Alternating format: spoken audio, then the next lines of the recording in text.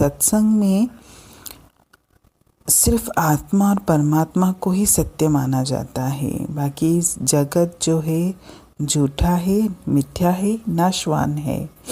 और इन सत्संग का मूल उद्देश्य भी यही होता है कि मनुष्य की आत्मिक उन्नति हो, ना कि भौतिक उन्नति, कि हमको संसार में बड़ा बनना है, संसार में उन्नति करनी है, संसार में सफलता प्राप्त करनी है। सत्संग का ये उद्देश्य नहीं होता। सत्संग मनुष्य के आत्मिक कल्याण के लिए होता है। और सत्संग संसार को सुधारने का उद्देश्य लेकर नहीं चलता, क्योंकि इस संसार को तो कोई सुधार सकता भी नहीं है।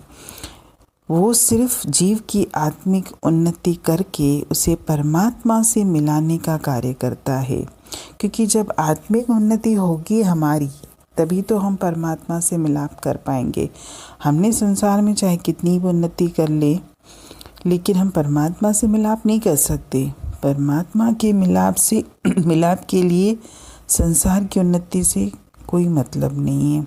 ऐसे नहीं कि संसार में कुछ लोग बहुत आगे बढ़े हुए रहते हैं, या उस दिन भी वाणी में ये था कि अगर किसी में बुद्धि है, चतुराई है, तो वो परमात्मा को प्राप्त कर लेगा।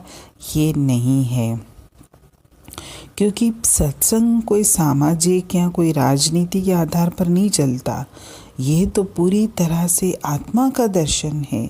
इसमें तो सिर्फ आत्मा का ही ज्ञान है, आत्मा की ही बात है, और आत्मा के उद्देश्य को ही लेके चलता है। उसका देह के कार्यों से, देह के रिश्तों से, देह से कोई मतलब ही नहीं है।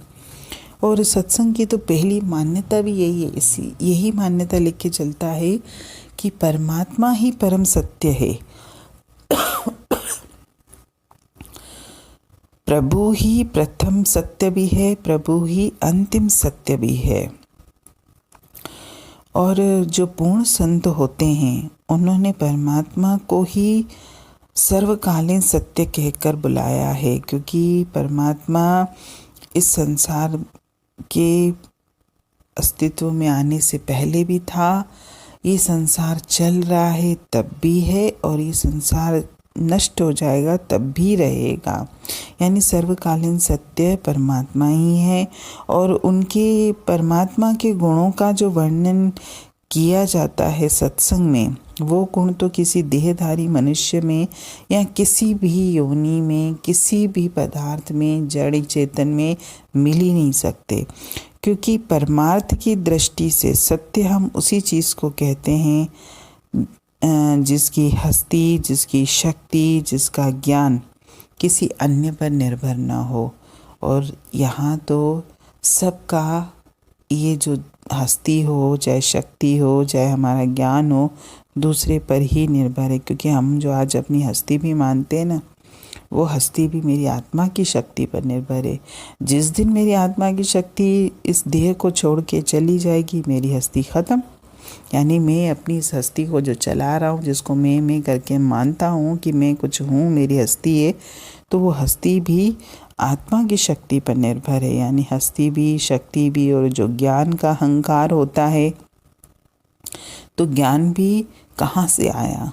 ज्ञान भी आपने कहीं ना कहीं से, किसी से तो हासिल किया, चाहे साकार मुख से लिया हो, शास्त्रों से लिया हो, यहाँ अपनी आत्मा की शक्ति को जागृत करके आत्मा से लिया हो, लिया तो है। यानी ये भी निर्भर है जो समय, स्थान, जन्म मरण के बंधनों से आज़ाद हो। हम तो समय के बंधन में भी हैं, स्थानों के बंधन में भी हैं, और जन्म मरण के चक्कर में तो घूम ही रहे हैं। जो कभी बदलता नहीं है, जो नष्ट नहीं होता, जो सदा एक रंग, एक रस, एक रूप रहता है। यानी परमात्मा ना कभी बदलता है, न कभी नष्ट होता है, न उसका कोई रंग रूप रस, वैसे ही वो निराकार है। अगर है भी तो वो एक ही है, कि एक ही रंग का है, एक ही रस का है, एक ही रूप का है। उसके अनेक नहीं है, अनेक नाम तो उसको मैंने दिए हैं। वो परमात्मा एक ही है, और ऐसा ही एकमात्र अस्तित्व व सर्वशक्तिमान, सर्वव्यापक, सर्वज्ञ, आनंद स्वरूप परमात्मा है। बहुत अच्छी लाइन थी आखिरी वाली, और यही परमात्मा का वर्णन है कि परमात्मा का वर्णन करने के लिए अगर हमसे कोई बोले तो बस इस एक लाइन में ही हम परमात्मा का वर्णन कर सकते हैं कि परमात्मा सत्य है, परमात्मा सर्वशक्तिमान है, सर्वव्यापक है, सर्वज्ञ है, आनंद स्वरूप है। परमात्मा के अलावा इस संसार में कुछ भी सत्य नहीं है। ये तो मेरी मन और बुद्धि है कि पता नहीं मैं किसको सत्य मानकर इस जीवन में चल रहा हूँ। परमात्मा तो मुझे याद ही नहीं होता, परमात्मा को तो मैं मानता ही नहीं। परमात्मा भी मुझे तब याद आता है जब मेरे संसार के सारे दरवाजे बंद हो जाते हैं, जब मेरे अंतर में से आवाज़ आती है कि अब तेरा कोई नहीं है, तब मैं उसकी तरफ दौड़ता हूँ। नहीं तो परमात्मा अगर साक्षात भी कभी हमारे सामने आ जाए ना, तो भी शायद ही हम उसको पहचानना तो बहुत दूर है। हम तो अब क्या बोलें, मेरे पास तो कोई शब्द भी नहीं है, क्योंकि हम ईश्वर से बहुत दूर हैं और दूर दिन ब दिन होते भी जा रहे हैं। हमारे ऊपर संसार की पकड़ इतनी ज़्यादा होती जा रही है कि 24 घंटे हम संसार में बैठे रहते हैं, इसके बाद भी हमारा संसार से मन ही नहीं भरता, हमको संसार से ऊब ही नहीं होती है। और अगर मैं 4 घड़ी भी उस परमात्मा के साथ बैठता हूँ, मैं देखती भी हूँ, सत्संग में भी कभी कभी लोग ऐसे बैठते हैं कि उनका पूरा ध्यान घड़ी में रहता है कि कब समय पूरा हो और हम यहाँ से निकलें। हम परमात्मा से प्रेम ही नहीं कर पा रहे। पता नहीं क्या है हमारे मन में, बुद्धि में, कुछ बात ही नहीं समझ में आती कि हम लोगों का परमात्मा से प्रेम क्यों नहीं हो पा रहा।